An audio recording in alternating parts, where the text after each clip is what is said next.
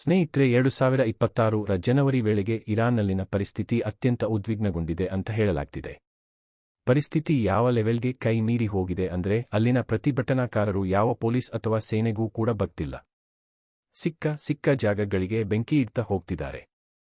ಯಾವ ಲೆವೆಲ್ಗೆ ಅಂದ್ರೆ ಸ್ವತಃ ಇರಾನಿನ ಸುಪ್ರೀಂ ಲೀಡರ್ ಪ್ರಾರ್ಥನೆ ಮಾಡ್ತಿದ್ದಂತಹ ಮಸೀದಿಗೂ ಕೂಡ ಬೆಂಕಿಯನ್ನ ಇಟ್ಟಿದ್ದಾರೆ. ಹಾಗಾದ್ರೆ ಇರಾನ್ನಲ್ಲಿ ಏನಾಗ್ತಿದೆ ಮತ್ತು ಇದಕ್ಕೆ ಕಾರಣ ಏನು ಅಂತ ನೋಡ್ತಾ ಹೋಗೋಣ. ಸೊ ಈ ವರದಿಯನ್ನ ಕಂಪ್ಲೀಟ್ ಆಗಿ ನೋಡಿ ಅನ್ನೋದು ನಮ್ಮ ಮನವಿ. ನೀವ್ ನೋಡ್ತಿದ್ದೀರಾ ಕನ್ನಡ ಕೆಫೆ ಚಾನೆಲ್. ಇರಾನ್ ಒಳಗೆ ಭುಗಿಲೆದ್ದಿರುವ ತೀವ್ರ ಪ್ರತಿಭಟನೆಗಳು.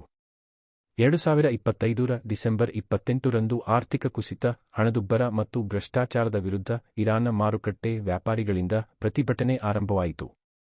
ಸೊ ಇದು ಈಗ ಕೇವಲ ಆರ್ಥಿಕತೆಯ ಬಗ್ಗೆ ಉಳಿದಿಲ್ಲ, ಬದಲಿಗೆ ಇಸ್ಲಾಮಿಕ್ ಗಣರಾಜ್ಯದ ಆಡಳಿತವನ್ನು ಅಂತ್ಯಗೊಳಿಸುವ ಕ್ರಾಂತಿಕಾರಿ ಚಳುವಳಿಯಾಗಿ ಮಾರ್ಪಟ್ಟಿದೆ. 180ಕ್ಕೂ ಹೆಚ್ಚು ನಗರಗಳಿಗೆ ಈ ಪ್ರತಿಭಟನೆ ಹರಡಿದೆ ಅಂತ ಮಾಧ್ಯಮಗಳು ವರದಿ ಮಾಡಿವೆ. ಇತ್ತೀಚಿನ ವರದಿಗಳ ಪ್ರಕಾರ ಭದ್ರತಾ ಪಡೆಗಳ ಗುಂಡಿನ ದಾಳಿಯಿಂದ 116ಕ್ಕೂ ಹೆಚ್ಚು ಜನರು ಸಾವನ್ನಪ್ಪಿದ್ದಾರೆ ಮತ್ತು ಸಾವಿರಾರು ಜನರನ್ನು ಬಂಧಿಸಲಾಗಿದೆ ಅಂತ ಹೇಳಲಾಗಿದೆ. ಮತ್ತು ಪ್ರತಿಭಟನೆಯ ದೃಶ್ಯಗಳು ಜಗತ್ತಿಗೆ ತಿಳಿಯದಂತೆ ತಡೆಯಲು ಇರಾನ್ ಸರ್ಕಾರ ದೇಶಾದ್ಯಂತ ಇಂಟರ್ನೆಟ್ ಅನ್ನು ಸಂಪೂರ್ಣವಾಗಿ ಸ್ಥಗಿತಗೊಳಿಸಿದೆ ಅಂತ ಇರಾನ್ ಮಾಧ್ಯಮಗಳು ವರದಿ ಮಾಡಿವೆ. ಅಮೆರಿಕದ ಎಚ್ಚರಿಕೆ ಮತ್ತು ಹಸ್ತಕ್ಷೇಪದ ಸಾಧ್ಯತೆ.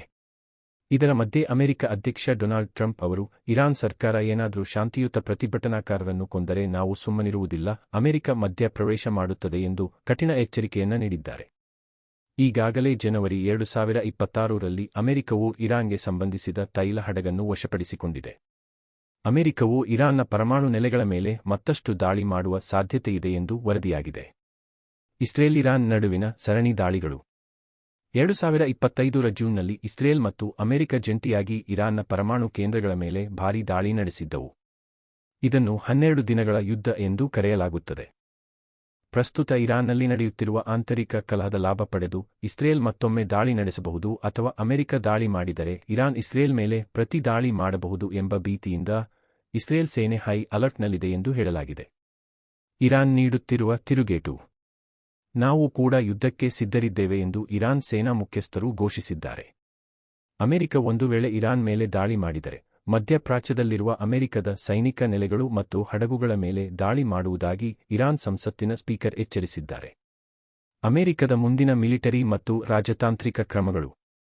ಅಧ್ಯಕ್ಷ ಟ್ರಂಪ್ ಅವರ ನೇತೃತ್ವದಲ್ಲಿ ಅಮೆರಿಕವು ಇರಾನ್ ವಿಷಯದಲ್ಲಿ ಅತ್ಯಂತ ಆಕ್ರಮಣಕಾರಿ ನಿಲುವನ್ನು ತೆಗೆದುಕೊಂಡಿದ್ದು ಮುಂದಿನ ದಿನಗಳಲ್ಲಿ ಮತ್ತಷ್ಟು ದಾಳಿ ಮಾಡಬಹುದು ಎಂದು ಹೇಳಲಾಗುತ್ತಿದೆ. ಇರಾನ್ ತನ್ನ ಯುರೇನಿಯಂ ಪುಷ್ಟೀಕರಣವನ್ನು ಹೆಚ್ಚಿಸುತ್ತಿರುವುದರಿಂದ ಅಮೆರಿಕವು ಇರಾನ್ನ ಪ್ರಮುಖ ಪರಮಾಣು ನೆಲೆಗಳ ಮೇಲೆ ವೈಮಾನಿಕ ದಾಳಿ ನಡೆಸುವ ಸಾಧ್ಯತೆ ಇದೆ ಎಂದು ಹೇಳಲಾಗಿದೆ. ಮತ್ತು ಇರಾನ್ನ ತೈಲ ರಫ್ತನ್ನು ಸಂಪೂರ್ಣವಾಗಿ ಶೂನ್ಯಕ್ಕೆ ಇಳಿಸಲು ಅಮೆರಿಕ ಪ್ರಯತ್ನಿಸುತ್ತಿದೆ.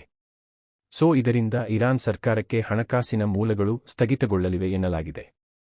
ಹಾಗೆ ಇರಾನ್ನ ಇಂಟರ್ನೆಟ್ ಸ್ಥಗಿತವನ್ನು ಮುರಿಯಲು ಅಮೆರಿಕವು ಸ್ಟಾರ್ಲಿಂಕ್ನಂತಹ ಉಪಗ್ರಹ ಆಧಾರಿತ ಇಂಟರ್ನೆಟ್ ಸೇವೆಗಳನ್ನು ಅಲ್ಲಿನ ಜನರಿಗೆ ಒದಗಿಸಲು ಚಿಂತಿಸುತ್ತಿದೆ ಅಂತ ವರದಿಯಾಗಿದೆ. ಇದರಿಂದ ಪ್ರತಿಭಟನಾಕಾರರು ಸಂಘಟಿತರಾಗಲು ಸುಲಭವಾಗುತ್ತದೆ ಎಂಬುದು ಅಮೆರಿಕದ ಉದ್ದೇಶ. ಪ್ರತಿಭಟನೆಯ ಇತ್ತೀಚಿನ ವಿಡಿಯೋಗಳು ಮತ್ತು ಸೋಷಿಯಲ್ ಮೀಡಿಯಾ ಟ್ರೆಂಡ್. ಇರಾನ್ನಲ್ಲಿ ಇಂಟರ್ನೆಟ್ ಕಡಿತವಿದ್ದರೂ ವಿಪಿಎನ್ ಮತ್ತು ಇತರ ಮಾರ್ಗಗಳ ಮೂಲಕ ಜಗತ್ತಿಗೆ ತಲುಪುತ್ತಿರುವ ಇರಾನಿನ ವಿಡಿಯೋಗಳಲ್ಲಿ ಈ ಕೆಳಗಿನ ಪ್ರಮುಖ ಘಟನೆಗಳು ಕಂಡುಬರುತ್ತಿವೆ. ಯುವತಿಯರು ತಮ್ಮ ಹಿಜಾಬ್ಗಳನ್ನು ಸುಡುವುದು ಮತ್ತು ಸಾರ್ವಜನಿಕವಾಗಿ ಕೂದಲು ಕತ್ತರಿಸಿಕೊಳ್ಳುವ ವಿಡಿಯೋಗಳು ಇನ್ನೂ ಮುಂದುವರಿದಿವೆ ಅಂತ ವರದಿಯಾಗಿದೆ. ಹಗಲಿನಲ್ಲಿ ಭದ್ರತಾ ಪಡೆಗಳ ದಬ್ಬಾಳಿಕೆ ಹೆಚ್ಚಿರುವುದರಿಂದ ಜನರು ತಮ್ಮ ಮನೆಗಳ ಬಾಲ್ಕನಿಗಳಿಂದ ಅಥವಾ ರಾತ್ರಿ ಸಮಯದಲ್ಲಿ ರಸ್ತೆಗಿಳಿದು ಘೋಷಣೆಗಳನ್ನು ಕೂಗುವುದು ಕಂಡುಬರುತ್ತಿದೆ. ಹಾಗೂ ಕೆಲವು ಕಡೆಗಳಲ್ಲಿ ಪ್ರತಿಭಟನಾಕಾರರು ಬಸಿಜ್ ಎನ್ನುವ ಇರಾನ್ ಸರ್ಕಾರದ ಅರೆಸೇನಾ ಪಡೆಗಳ ಕಚೇರಿಗಳಿಗೆ ಬೆಂಕಿ ಹಚ್ಚುತ್ತಿರುವ ದೃಶ್ಯಗಳು ಕೂಡ ಕಂಡುಬಂದಿವೆ. ಮಾನವ ಹಕ್ಕುಗಳ ಉಲ್ಲಂಘನೆ. ಬಂಧಿತ ಪ್ರತಿಭಟನಾಕಾರರಿಗೆ ನ್ಯಾಯಾಲಯದ ವಿಚಾರಣೆ ಇಲ್ಲದೆಯೇ ಗಲ್ಲು ಶಿಕ್ಷೆ ವಿಧಿಸಲಾಗುತ್ತಿದೆ ಅಂತ ಹೇಳಲಾಗಿದೆ. ಪ್ರಾದೇಶಿಕ ಯುದ್ಧದ ಭೀತಿ. ಇರಾನ್ ಒಂದು ವೇಳೆ ಹಾರ್ಮುಜ್ ಜಲಸಂಧಿಯನ್ನು ಮುಚ್ಚಿದರೆ ಜಾಗತಿಕವಾಗಿ ತೈಲ ಬೆಲೆ ಗಗನಕ್ಕೇರಲಿದೆ ಅಂತ ವಿಶ್ಲೇಷಣೆ ಮಾಡಲಾಗ್ತಿದೆ. ನಾಯಕತ್ವದ ಬಿಕ್ಕಟ್ಟು. ಹೌದು, ಇದು ಕೇಳೋಕೆ ವಿಚಿತ್ರ ಅನ್ಸಿದ್ರೂ ಕೂಡ ಸತ್ಯ. ಪ್ರತಿಭಟನಾಕಾರರಿಗೆ ಒಬ್ಬ ನಿರ್ದಿಷ್ಟ ನಾಯಕನಿಲ್ಲ. ಆದರೂ ಕೂಡ ಇಡೀ ಯುವ ಸಮೂಹವೇ ಈ ಕ್ರಾಂತಿಯನ್ನು ಮುನ್ನಡೆಸುತ್ತಿದೆ. ಮುಂದಿನ ಬೆಳವಣಿಗೆ. ಇರಾನ್ ಸರ್ಕಾರವು ಪ್ರತಿಭಟನೆಯನ್ನು ಹತ್ತಿಕ್ಕಲು ಇನ್ನಷ್ಟು ಹಿಂಸಾತ್ಮಕ ಹಾದಿಯನ್ನ ಹಿಡಿದರೆ ಅಮೆರಿಕ ಮತ್ತು ಅದರ ಮಿತ್ರರಾಷ್ಟ್ರಗಳು ನೇರ ಮಿಲಿಟರಿ ಕಾರ್ಯಾಚರಣೆಗೆ ಇಳಿಯುವ ಸಾಧ್ಯತೆಯಿದೆ ಎಂದು ಹೇಳಲಾಗ್ತಿದೆ. ಸೊ ಈ ಪರಿಸ್ಥಿತಿಯನ್ನ ಇರಾನ್ ಹೇಗೆ ಹ್ಯಾಂಡಲ್ ಮಾಡುತ್ತೆ ಅಂತ ಕಾದು ನೋಡಬೇಕಾಗಿದೆ. ಫ್ರೆಂಡ್ಸ್, ಇದಾಗಿತ್ತು ಈ ವರದಿಯ ಕಂಪ್ಲೀಟ್ ಇನ್ಫರ್ಮೇಷನ್. ನಮ್ಮ ಚಾನೆಲ್ ಇಷ್ಟ ಆಗ್ತಿದ್ರೆ ದಯವಿಟ್ಟು ನಮ್ಮ ಚಾನೆಲ್ನ ಸಬ್ಸ್ಕ್ರೈಬ್ ಮಾಡ್ಕೊಂಡು ಸಪೋರ್ಟ್ ಮಾಡಿ ಅನ್ನೋದು ನಮ್ಮ ಮನವಿ. ಸಿಗೋಣ ನಾಳಿನ ವಿಡಿಯೋದಲ್ಲಿ. ನಮಸ್ಕಾರ.